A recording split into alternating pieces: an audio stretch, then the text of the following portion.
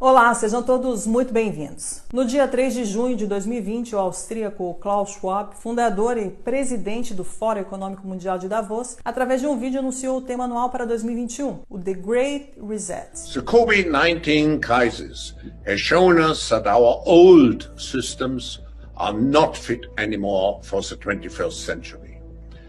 It has laid bare the fundamental lack of social cohesion, fairness, inclusion and equality. In short, we need a great reset.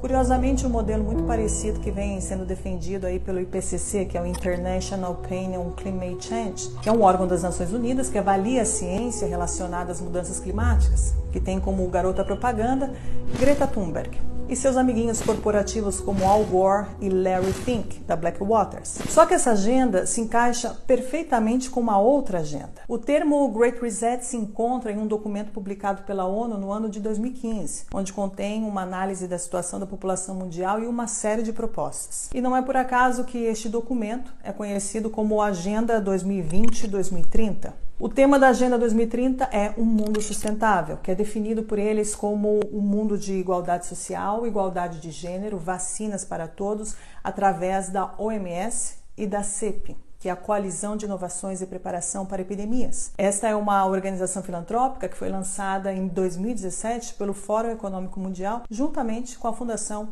Bill e Melinda Gates. Eles apelam para o crescimento econômico sustentável, agricultura sustentável, energia sustentável, cidades sustentáveis, industrializações sustentáveis.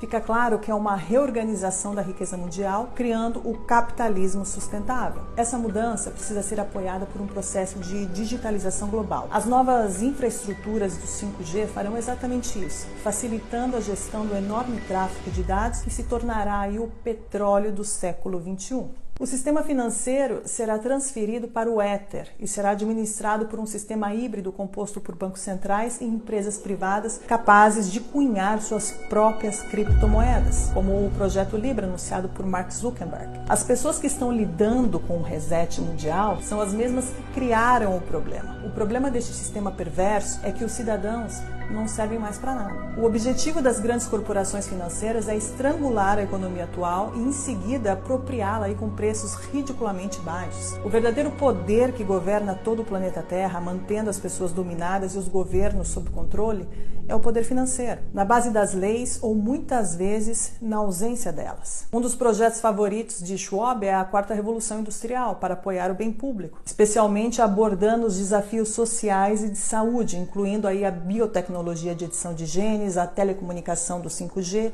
e inteligência artificial. David Icke, conhecido por ser o pai do complotismo, já dizia que a Big Pharma e a indústria farmacêutica de biotecnologia não deixam de ser um mal legalizado. É evidente que desse cenário emerge aí uma massa de perdedores, que aumentará de forma incalculável após o desmantelamento do sistema industrial e a digitalização dos serviços. A grande reconfiguração proposta em Davos não parece ser uma resposta ao alcance de todos, mas aparece como uma solução imposta desta elite, destinada simplesmente a proteger os seus próprios interesses. É curioso notar que a chamada pandemia, com suas políticas de lockdown e de medo, facilita e favorece esse grande reset, nos impondo aí uma mudança drástica, desde a remoção do trabalho, permitindo o avanço digital e bloqueando aí o deslocamento das pessoas. A dívida pública mundial aumentará para níveis nunca vistos. Esta é a consequência das políticas econômicas adotadas para fazer frente aos efeitos de restrições devido à disseminação do Covid-19.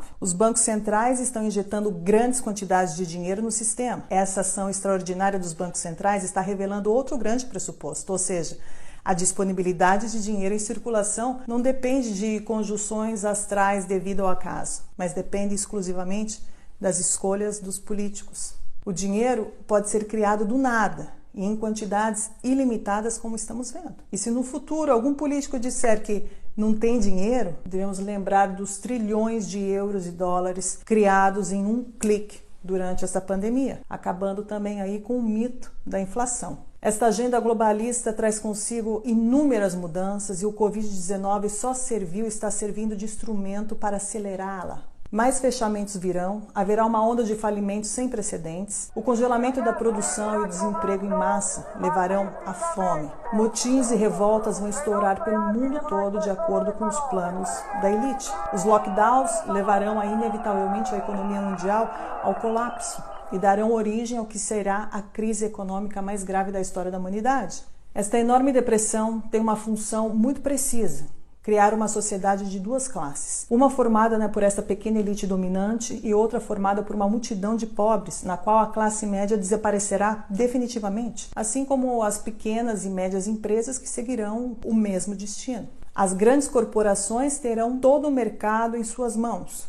É exatamente esse o objetivo designado pelo Clube de Roma, um dos grupos globalistas mais influentes, fundado e financiado por David Rockefeller em 1972. Com a falta de empregos, as massas não terão alternativas, a não ser aceitar as esmolas do governo para sobreviver. John Perkins, ex-economista, explicou em um de seus livros, Confissões de um Assassino Econômico, o real objetivo do FMI: afundar os países em dívidas que nunca poderão ser saldadas para permitir que grandes grupos privados tenham controle total das economias nacionais. As grandes multinacionais terão domínio absoluto. O globalismo, em outras palavras, quer o fim da propriedade privada. O globalismo avança e com ele o ataque final da nova ordem mundial, onde começa a nos mostrar a sua verdadeira face. Embaixo da máscara deste falso humanitarismo se esconde uma crueldade desumana na forma mais pura do totalitarismo mais perigoso da história, como explica perfeitamente o ex-núncio apostólico Dom Vigano em sua última carta. Esta batalha não é apenas contra as instituições políticas subservientes deste plano.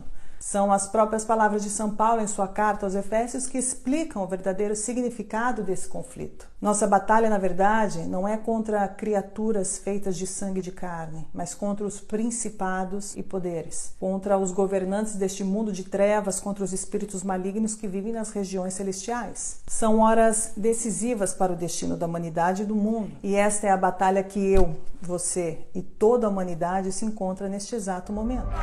È diventato chiaro in questo momento che ognuno di noi è rappresentante di se stesso, perché lo Stato non rappresenta più un'istituzione,